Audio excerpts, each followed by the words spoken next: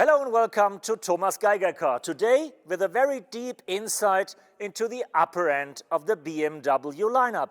Because just a few weeks ahead of the world premiere in April, we're here at a former military airfield close to Munich and getting to experience the prototypes of the new BMW 7 Series. And we're not talking only about the 7 Series, we're also talking about the i7, because BMW is standing on two legs in the upper segment and conquering Mercedes S-Class, Mercedes EQS, Audi A8, Tesla Model S and Lucid Air with just one vehicle. Not really a beauty, at least not now, but we're here to experience all the details of the vehicle. So if you're keen to see what the other people might only see once they go to Auto China in Beijing, whenever it might be, or once they tune in the digital world premiere in April, and what they're gonna drive when the car hits the roads in November. So if you want to see all that, join me in my first prototype test drive and I'll tell you more about it here at Thomas Geiger Car. So come on in, we'll take a spin.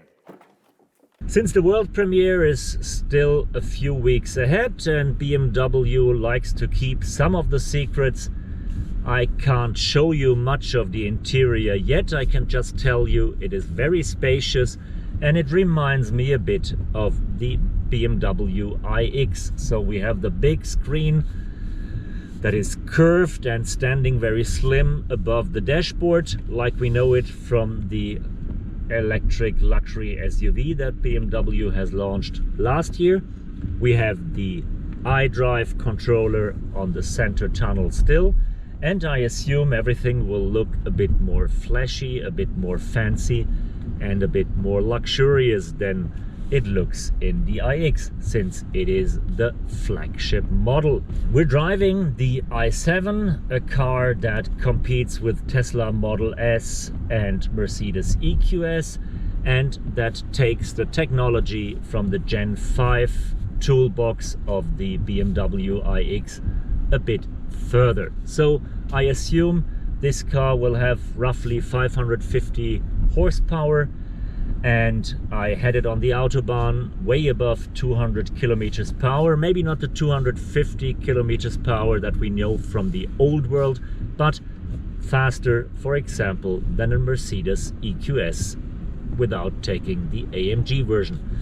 0 to 100 should be done in less than 5 seconds, and the battery has a capacity of more than 100 kilowatt hours, translating to a range of 600 kilometers and above. Charging will be done in 10 minutes for 110 kilometers because the i7 charges with up to 200 kilowatts. But the i7 is just one side of the medal. BMW is still sticking to the old world and is offering a classical 7 Series as well. Not much details about the powertrains for that derivative, but BMW already told me there will be internal combustion engines ready for petrol or diesel, and there will be plug-in hybrids with an electric range around 100 kilometers.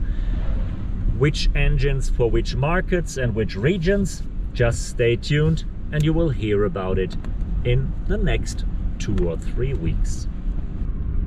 While BMW tries to prove to us with this prototype drive that even a luxury sedan like the 7 Series is a driver's car and can deliver sheer driving pleasure, which they proved pretty well, they're well aware of the people in the backseat, especially in a luxury flagship sedan that is mainly made for Asia.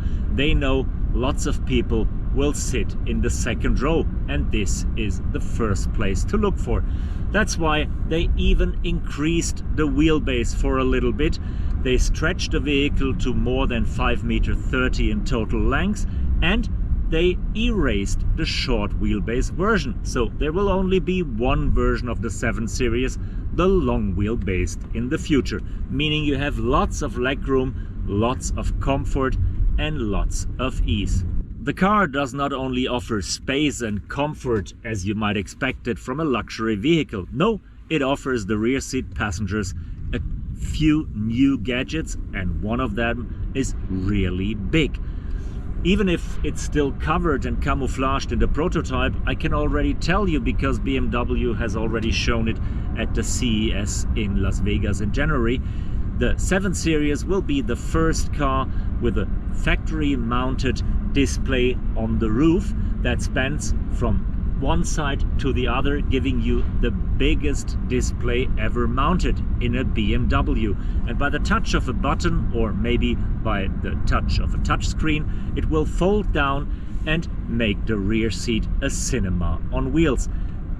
You have access via Amazon Fire Stick and the Chinese equivalent to that streaming service to the whole world of infotainment. You can watch TV, you can watch your videos, you can stream everything you'll find in the internet. And once you stop your car, you just continue watching at home. So no time for boring traffic jams anymore. Pretty cool feature that I will show you in detail once the car is revealed. But yes, stay tuned, it will be well interesting. As I said, sadly the car is still camouflaged, and it's not only the usual wraps that is foiled around the vehicle. No, there are big plastic parts covering every detail, so I can't tell you how the grille looks like, I can't tell you how the headlamps will look like. But seeing the actual BMW design scheme, I'm pretty happy that the car is still covered, and I'm a bit worried when they take off the foil. But what you can already see is the stance, the status of the vehicle. It is bold, it is big, and it has a presence. The short wheelbase is over. There's only one wheelbase left, the long one, and this long one has been even stretched a bit further. 3.20 meters of wheelbase, 5.40 meters almost in length. This car is big, this car is huge, this car is on a mission. Thanks for joining me on that first prototype test drive with the new BMW 7 Series and i7.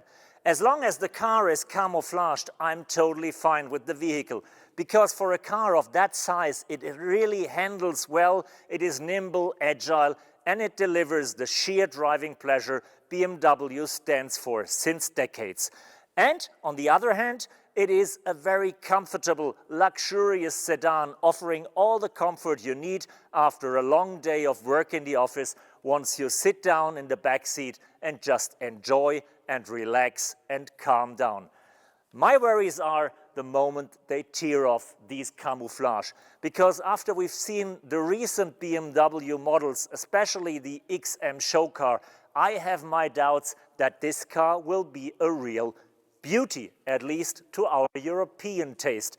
But since the car is mainly focused on Asia, especially China, and 70% of all the 7 Series are dedicated for overseas markets, they can really afford to lose some customers in Europe as long as they please the Asians.